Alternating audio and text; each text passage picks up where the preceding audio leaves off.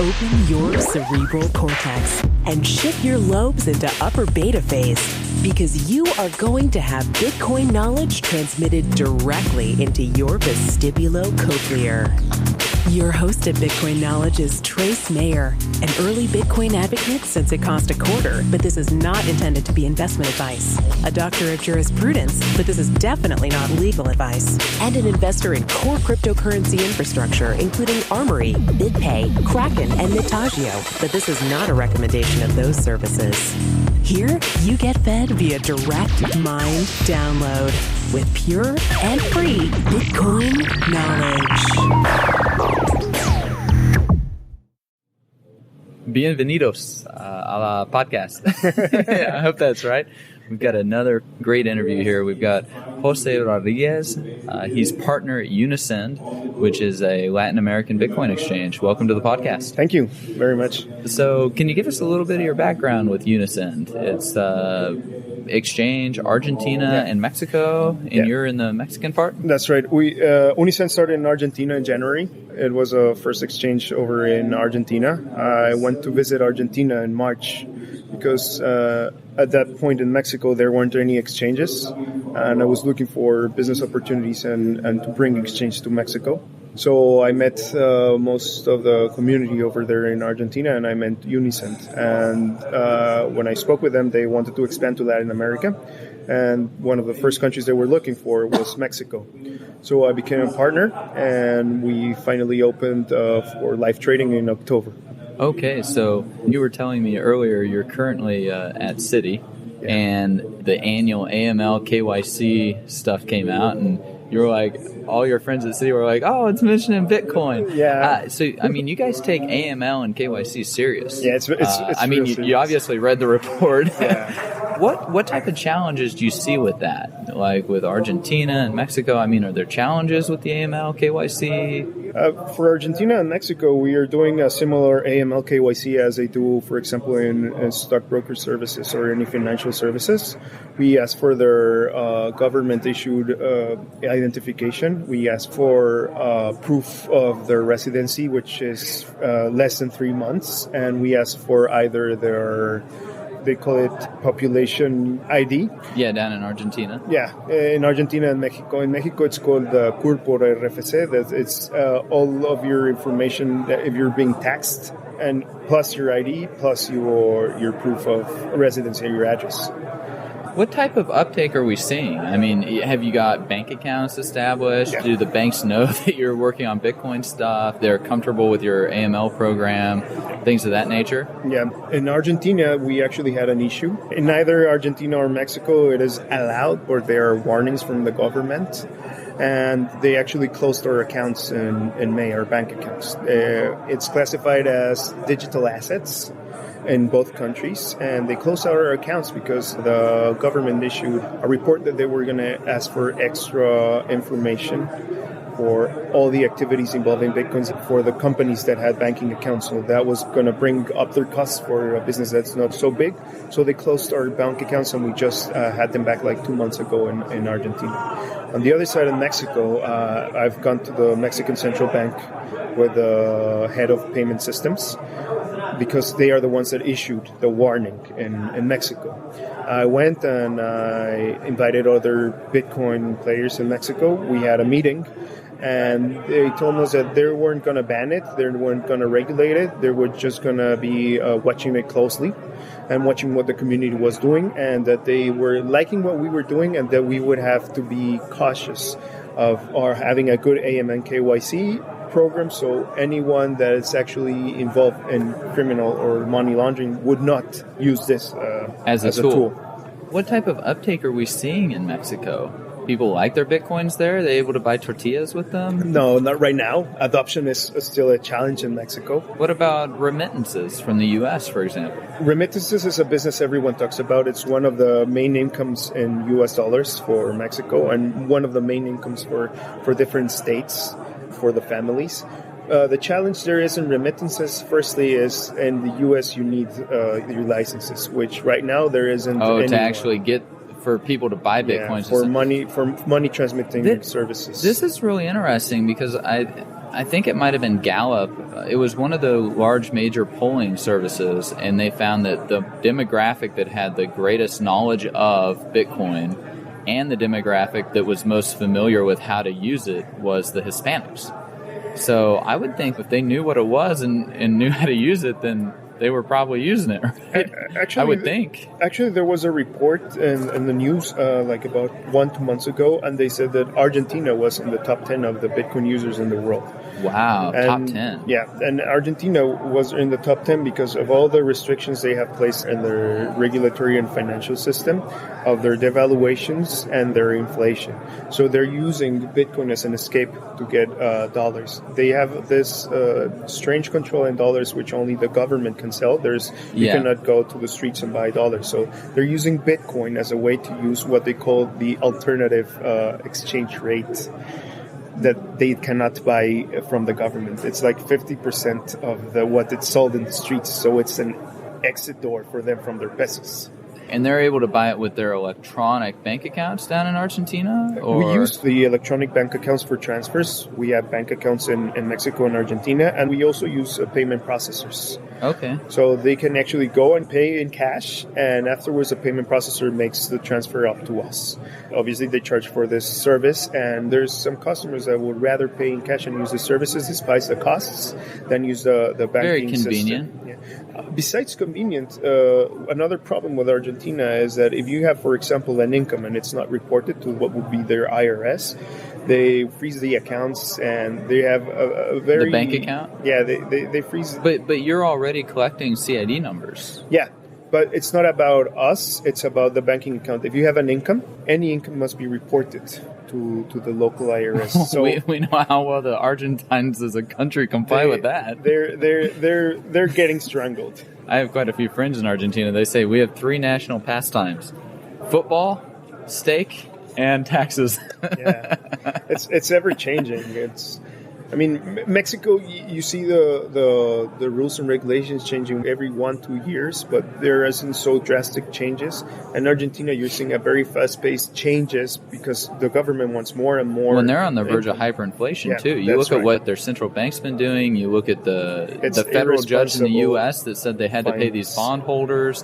They default. It is unbelievable. Yeah. They're actually threatening economists with jail time if they state what the actual inflation rate is. I mean, it's really kind of crazy. Yeah, it's like Mexico 20 years ago. Mexico used to have this also not hyperinflation, but they had high inflation. But mostly they had devaluations every 6 years. So every 6 years, you know that the Mexican peso was going to worth 50% or 30% of what was worth.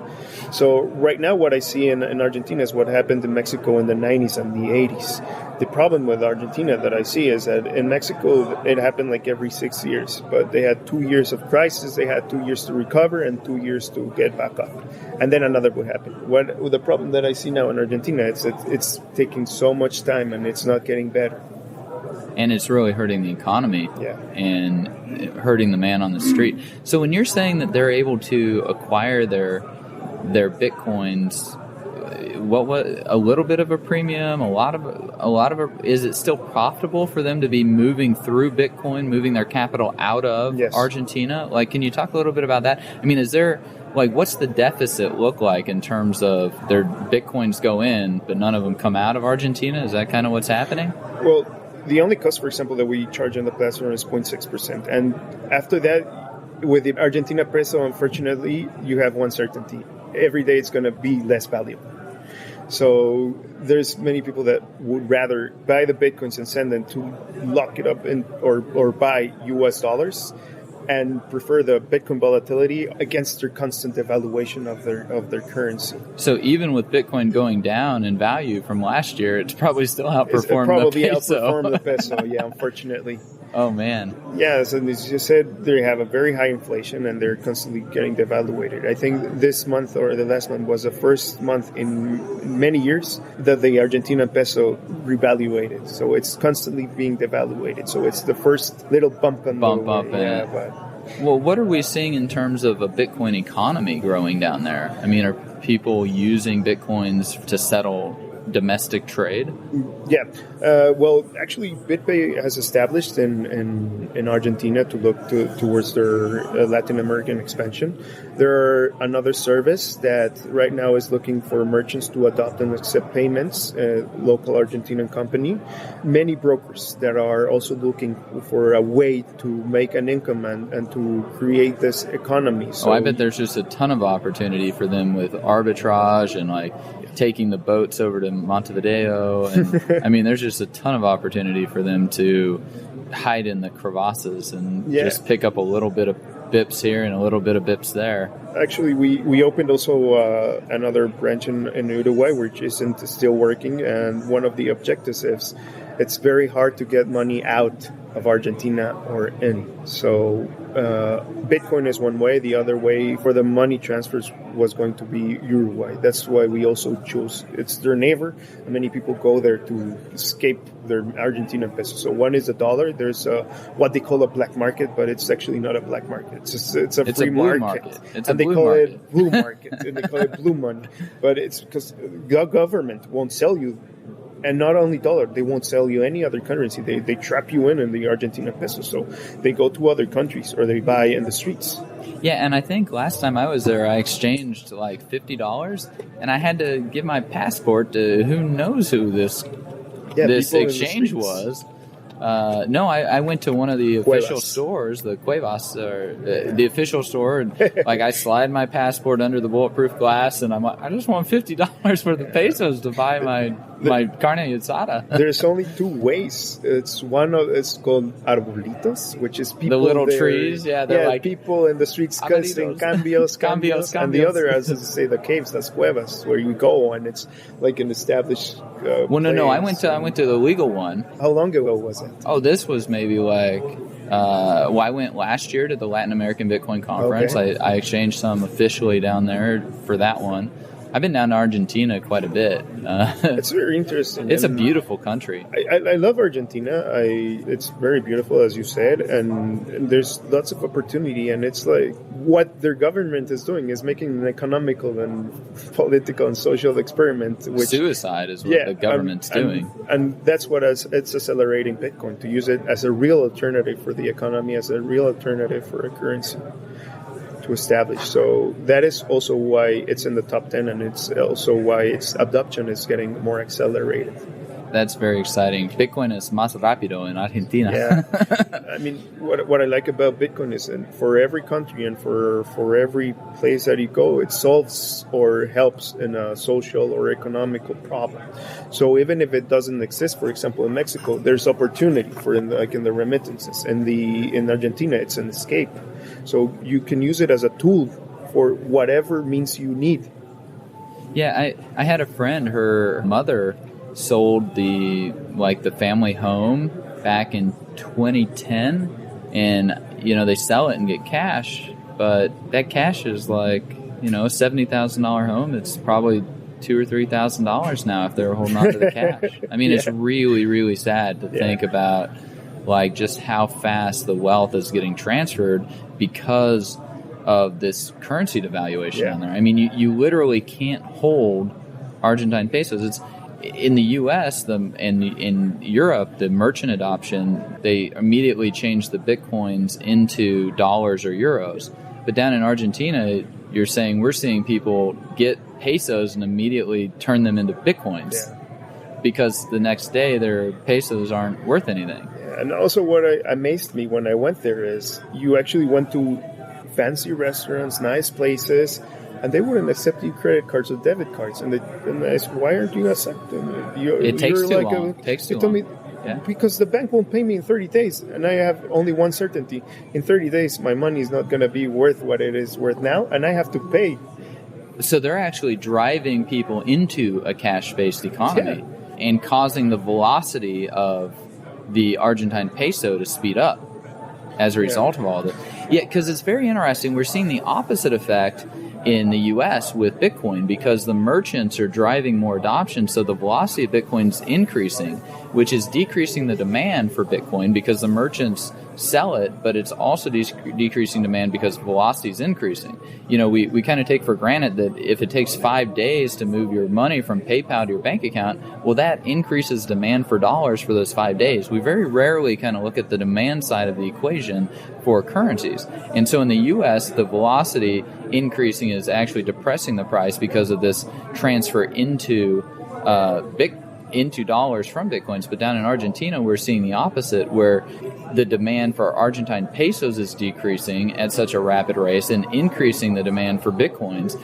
So as the velocity picks up in the Bitcoin economy down there, it's going to just further its use as a store of value. Is that kind of what you're getting at? Yeah, and also besides that, also the cost. For example, in the U.S., as you said, you use it to pay and for merchants, and what you're using is that you're decreasing your costs. So that is the opportunity that is. I guess, why would you use a credit card when you can pay with BitPay and it's going to be 0%? In Mexico too, when you get people to get to know Bitcoin together, and they see that you're going to have an extra 3% income because instead of getting the credit card, you're getting this. But you don't have those problems that you get charged, you get deposited that day or the next day. You don't have that problem. Same day, next day settlement with credit card settlements. Credit cards in Argentina, you have that problem. There's a they increase that flow to take advantage of the devaluation. To have your Bitcoins to get outside of the peso and also to use it, because the cost that they're taking down is not as important as the losing of their value of money. What do you think is going to happen down there in Argentina? Is the population as a whole going to migrate towards something like Bitcoin, or are they just going to do this again like they always do? Because down in Argentina, it is not uncommon to see 3 or 4 currencies listed on the menu, for example. I mean, people down there, they just think in terms of 4 currencies. I mean, Americans, they think in terms of only 1 currency, even when they travel somewhere, because they expect that place to accept their dollars. Yeah. But down here, we got 4 currencies just by default. Yeah. So people down there kind of understand this. They've done it before. They've played this game. It's just, where do you see this kind of playing out for the Argentines? I think that that's going to make for it to be the Latin American country that's going to take it mainstream first than any other, because of these whole challenges that the economy is taking. I don't see it. I don't see it slowing down. I see every time more people getting to know Bitcoin, and it's not also like the normal profile that you have. It's people that like technology or finance, that it's between their 20s, 30s, or that got involved. But you're getting people that it's a different profile. You're getting the father, the mother, the grandfather, whatever person that gets to know Bitcoin, and they give you, and this is an alternative of people that want to get out of the Argentinian pesos or want to get dollars. This is another way that you can do it. And I think that services, besides the ones that is cashing in, everything's done cash, like BitReserve and Coinapult, will have, once they get to be known, they're going to have be a big demand. Yeah, because I interviewed Justin, the chief operating officer at Coinapult, and I've also interviewed Halsey Miner, the CEO of BitReserve, and I, for other podcast episodes, so people who want to learn about those, go listen to them. But I think there's a lot in their business model that really serves these types of markets. One phenomenon that we see is... And they have to have Bitcoins to get into or out of these particular services. What I was seeing the first time I went to Argentina is people getting US dollars account from people they knew or from family. And they asked them that, if you have a US dollar account, please let me use it so I can open my Bitstamp account. I won't touch it. I won't transfer. I'm just going to open my Bitstamp account and lock the price to US dollar. That's what they're doing. So they will avoid all this turmoil. And instead using Coinapult. Actually, we have spoken with Coinapult, and we are going to integrate it in Mexico and Argentina. Mexico, it's going to be more like a curiosity, something to have it more to speculate or for fun. But in Argentina, it's going to be something that they're going to use to really have their value of money through time persist. Yeah, in Mexico it's a curiosity, but in Argentina it's a necessity. Yeah. A lot of people just take for granted, at least in the West, take for granted that their currency is good, their banks are good, but nothing focuses the mind like a good old-fashioned bank run.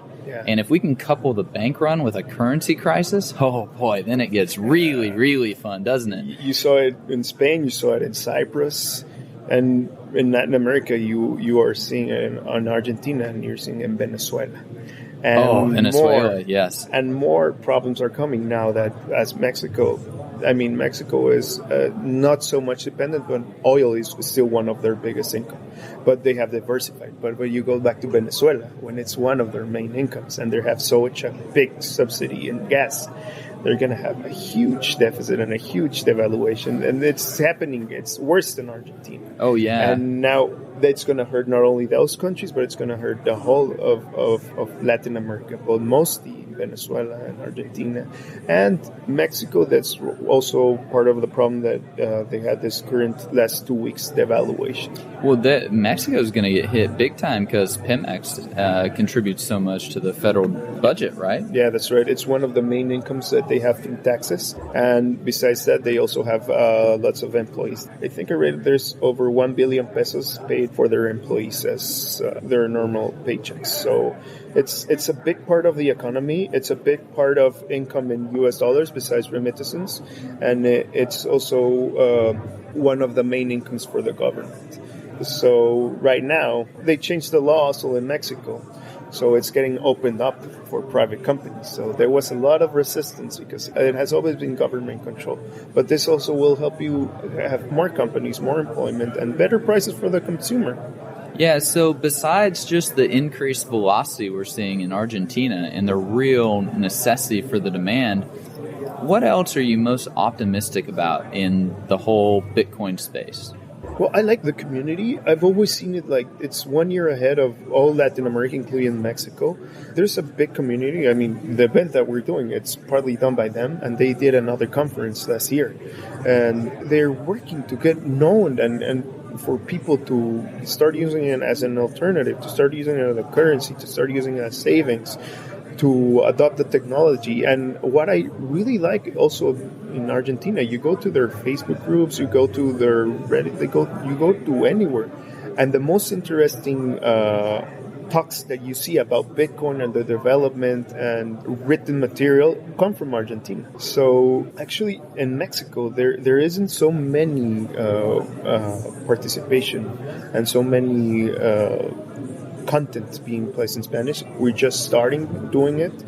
I have been involved with the other exchanges and company to try to do events and written content, but you're seeing mostly coming out from Argentina. And most of the companies that has gotten funding and most of the companies that are being exposed are from Argentina, or people from Argentina, or people from Argentina that like the technology or how they use it. They're getting employed into this company. So they are the ones that are getting to get the technology besides the currency and their uses to get known and the content in Spanish. If you have many people that don't know English and most of the content is in English, there's the first barrier to get to know Bitcoin. Right. And, isn't it great that we can have people performing their freelance work and get paid in Bitcoin? Because Argentines got their PayPal accounts shut down, from what I understand. And there are a lot of talented graphic artists and programmers in Buenos Aires. It's an 18 million person city, and they can't get paid from abroad anymore, but they can with Bitcoin. Yeah, I see lots of talent in Argentina, and besides they accepting as freelancers Bitcoin, it's an alternative, and also the wages, because of all these problems that they have in the economies, is so low. So you can have a really good person, a very good programmer that will be valued like 4 or 5 times in the U.S. Like for the same job, they will be paid 3, 4, 5 times more for knowing what they want, for knowing what they know. So you have all this talent that it's not being used, that you can go and find in Argentina. Yeah, get a good deal. A lot of them speak English. Yeah. It really is quite an opportunity. And then if they're getting paid in Bitcoins, they are a happy, happy camper, because that immediately gives them a solid store of value compared to what they've got otherwise. And if it's not coming in through PayPal or credit card or whatever, I was talking with someone last year at the Latin American Bitcoin Conference. He had a hotel, and he said depending on how somebody paid him, whether it was a credit card or cash or $100 bill or pesos, he got between 1,000 pesos and 1,500 pesos. Because if it came in through credit card, it had to go at the official exchange rate. You had taxes automatically taken out, income taxes automatically taken out, exchange fees, transaction fees, like all this stuff. So you only got 150 pesos. So there's 85% arbitrage opportunity between the 1,000 and 150. It's really quite insane when you think about it.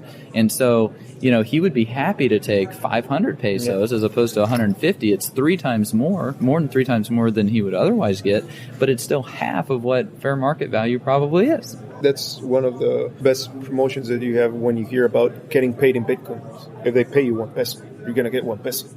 When you tell them, besides that, it's going to be next day, they're accepting it. I saw that there are even some taxis that are starting to accept Bitcoin payments. Oh, that's ironic, because last time I was there, I took a taxi and I went to pay with my dollars. And he said he didn't take dollars. Or if they take it, they were taking unoficial, which you're going to lose 50% of your money there. Well, he actually dropped me off at an ATM. I had to go over and get my pesos out of the ATM, and I was quite annoyed, to be honest. I thought that everybody took dollars. Last time I was there, everybody did, but whatever.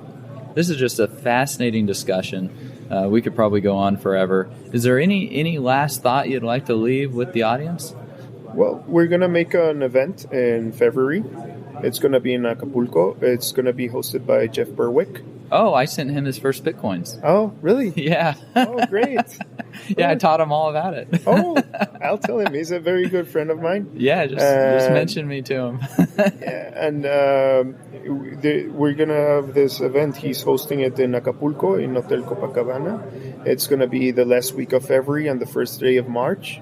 It's going to be most into their libertarian anarchist scheme, but it's also going to be some Bitcoin speakers. Roger Bear's going to be there. There's other 2 Bitcoin speakers, and I'm going to be one of the speakers. So it's a good opportunity for people in Mexico and all over Latin America to know what is happening, and not only what is going on in the news. What is great about Jeff is that he's been there for 8 years, right? And he knows how things are around the world. So most people think he's crazy when they tell him, come to Mexico, it's much a freer country than the US or Canada. And when they actually come, they'll find out. So that is going to be one of the events that we're going to have in Mexico, which we expect to be big and for people to see what is going really on in Latin America and mostly Mexico. Yeah, that sounds really fun. And, just on that comment, I've driven all around Uruguay, been to Paso de los Toros. I've driven to Resistencia, Salta, Cordoba, San Juan, Mendoza, Ushuaia, Bariloche, like Chile, Santiago, Concepcion, all over. And it is so pretty. And, my personal favorite is Chile. Yeah. I just love Chile in Latin America. It's just gorgeous. I feel very safe there. And it's, a lot of people just think it's the jungle down here. They think like there's monkeys and you're living in like teepees and stuff, and that's just not how it is. Like there's a lot of money down here. Yeah, I love living in Mexico City. There's always something to do. It's such a big city. But I went to Chile, to Santiago 6 years ago, and I fell in love with the city. I said one day I would like to work and live here. And well, in March when I went to Buenos Aires, I saw it's also a very pretty city.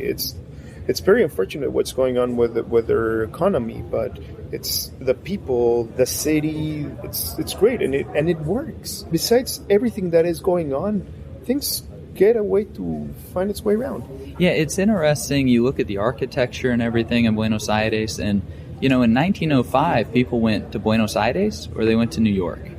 And Buenos Aires was one of the richest cities in the world. And then they passed the equivalent of the BIT license.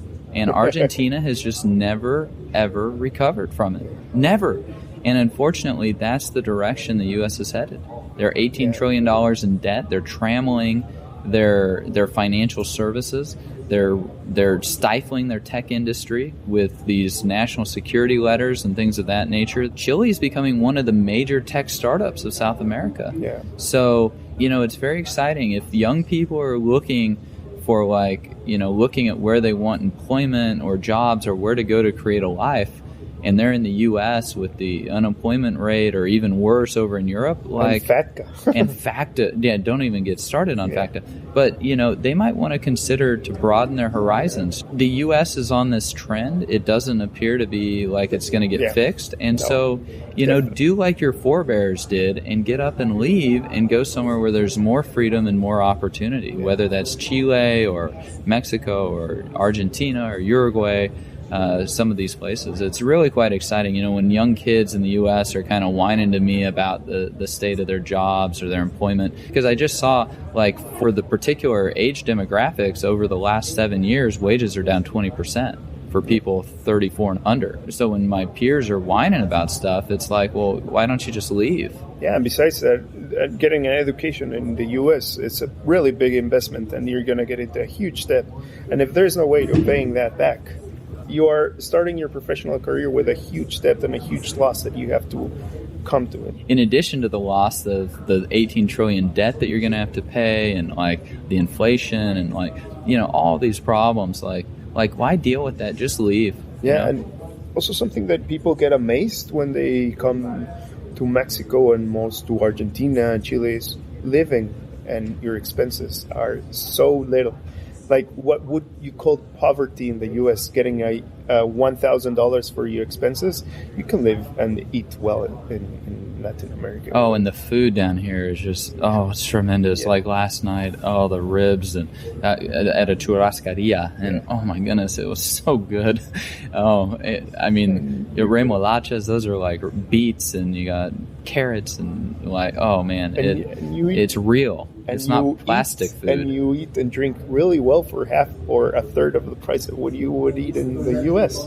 Yeah, and you know what? Like, look at Japan's economy. You want to know what happens when the young people leave and stop having kids? Like, it's Japan. And unfortunately, the U.S., the marriage rates are down, the birth rates are really down. So if you stay there, you're just going to be carrying a heavier and heavier burden as the years pass by. Just leave and go create a life somewhere else where there's more freedom, more peace, more prosperity. If you're unhappy with your current station, but don't just sit there and whine. Yeah. You got to build a solution, and you're the only one who really cares about your life. These bureaucrats like Ben Losky, they don't care about your life. Yeah, no. They don't care about your future. That's also something interesting that people like Jeff, Doug Casey, and other people that has gone out and found what was going on in Latin America and telling them, like, open your eyes, go really and look what is going on there yourself. This year, besides having the exchange, some people contact me through local Bitcoins to sell me Bitcoins against pesos, and most of them are foreigners, and they told me, well, I heard it's really pretty and really cheap here in Mexico and Latin America, and I want to get to know these places. And last week, for example, there was this journalist. He told me that he wrote for, I think, Cointelegraph or Coindesk, and he told me, I want to go live to Acapulco for a year. He came from Canada with a friend, and they told us, we rented the place for $400. We are having expenses for other $400, and we're going to live with less than $1,000 for the next year for a month. And we're going to be living here, and surfing. People, surfing and having a good time. And most of the foreigners that contact me to sell me Bitcoins in cash come here to Mexico to start their Latin America trip to see where can I go besides the U.S. It's not as dangerous. It's not as risky as they say. Actually, it's very pleasant. And it's very pretty. And he told me, wow, I thought that there were going to be gang wars in the streets, and I see so much green in Mexico, and everyone treats me nice, and they see me strange because they tell me gringo, but no one treats you bad. Everyone helps you out. Yeah, and actually in South America, there's a lot of Italian and German influence, and so in a lot of cases, until you open your mouth and you don't speak Spanish, like, you don't look out of place. Yeah, mostly in Argentina. Yeah, I saw that too. Bitcoin is such a liberating force in that sense. You don't need a bank account tied to an address anymore to keep the vast majority of your savings. I mean, you can do your freelancing work on the internet or programming or whatever it is. You can do that, get paid in Bitcoin. Yeah. You can be living in Argentina or Chile. You can be taking advantage of this geographic arbitrage. What I mean by that is if you earn your wage in one income or one area of the world that's higher and then your living or your expenses are in an area of the world that are lower, then you actually have geographic arbitrage that you're able to take advantage of, and you can accumulate wealth a lot faster. And the U.S. tax code incentivizes this. There's a foreign earned income exclusion. So the first, I think it's $99,000 of income, no taxes on it, as long as you're outside of the U.S. 330 days or more. Yeah, and that's also what's going to be great. One challenge that we still have is, like you said, like receiving your wage and having, if you're a company, a merchant, to having all your employees, everything in a Bitcoin economy. And you're going to be living real in this alternative economy that's actually working and growing. And you see this more adoption, then what's going to be the real incentive to going back to a government-issued currency that is having, unfortunately, very irresponsible use. So that is when it's going to be really interesting. In 1-2 years, when you see that the companies that are Bitcoin companies, everyone's getting paid in Bitcoin, and all the local restaurants that they have around are accepting Bitcoin, and they travel in Bitcoin, and all the places they go, they're accepting Bitcoin. So you're going to wonder, so why should I go back to using the peso? Why should I go back to using the dollar? And hell no, I don't want a bank account, an Argentine bank account with a CID number. Like, hell no, I'll just have my Bitcoins and I'll meet my buddy for steak and he'll give me some pesos if I need them. Like, that's how it's really beginning to take shape and work. And as I said, the biggest risk the regulators see in Bitcoin is money laundering.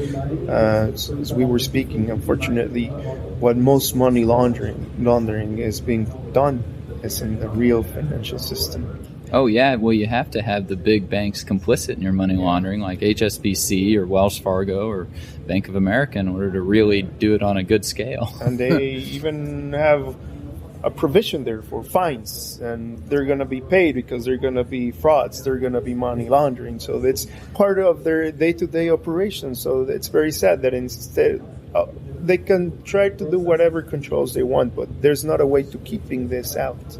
It's something that is going to happen, and unfortunately, you also have to see in the law what is the origin of these funds that they actually don't want. Because, for example, in Mexico, that they say, well, the drugs is one of the biggest problems. Well, legalize it. I mean, it's legal in most of the U.S. states. Federal law, it isn't. But in state laws, it is. Yeah, like Colorado and Washington. Most of the states is legal. So if one of the worst problems is that they're making supposedly this war, and they're getting so much income in dollars, and they're laundering this money, well, if you legalize it, even for the government, it's going to be better. You're going to have get more taxes. Yeah. I heard in the second year that they legalized it in California, that they were comparing the taxes cut from the legal marijuana sales to Starbucks. So I say, even for the government, it's great business. So you take one of the elements of money laundering and drug trafficking and whatever, you eliminate it, and you convert it into an industry, and you do whatever you want. You do it like in the tobacco and in the alcohol. You set this big tax if you want. But instead of people, corrupt bankers, corrupt politicians, and criminals getting together and making this corporation and getting the money and power, well, you really create an industry that will help all the countries. Yeah, and I think that's one of the reasons a lot of these states are legalizing the drugs, is because they have to financially. And it's a huge industry. I mean, marijuana is the second largest cash crop in the U.S. or something like that. I have a friend that's a medical marijuana attorney, and he's helping a lot of these companies become legit and hopefully go public. And he says in Mendocino County, it's 10 to 15 billion a year annual revenue just from growing it. And so it's such a huge industry, it's really kind of crazy that it's not legalized yet and taxed. What's also real funny, that, for example, in Mexico, it's completely illegal. It's illegal in the states, and it's illegal in the federal law. And a big part of the budget that Mexico uses for fighting drugs and the resources come from the U.S. Oh, yeah. So the U.S. is having a peaceful experiment legalizing drugs in their country, and they're making Mexico have a violent experiment. Yeah, it is so violent. I mean, some of my ancestors were actually born in Colonial Juarez and Colonial Dublin background. They got ran out by Pancho Villa. So, I mean, Mexico's always kind of had a violent history with the Zapatas and things, but the drug war has just really brought a lot of violence to Mexico. 70,000 people in the last 10 years have been killed in it. And that violence is spilled over into the U.S., and it's going to just continue to get worse, just like with alcohol prohibition. Yeah, and its main income comes from U.S. consumers in Mexico. What I read funny that I want to get more in depth in is that they were starting to do it the other way. They were starting to smuggle legal marijuana from the U.S. to Mexico, from the dispensers. So that is funny. They're going the other way around now. It's easier and cheaper to buy it over there and bring it over than to start the war here in the country. So if you go from Mexico to the U.S., the border is closed and you get stopped. But from the U.S. to Mexico, no one checks you, really.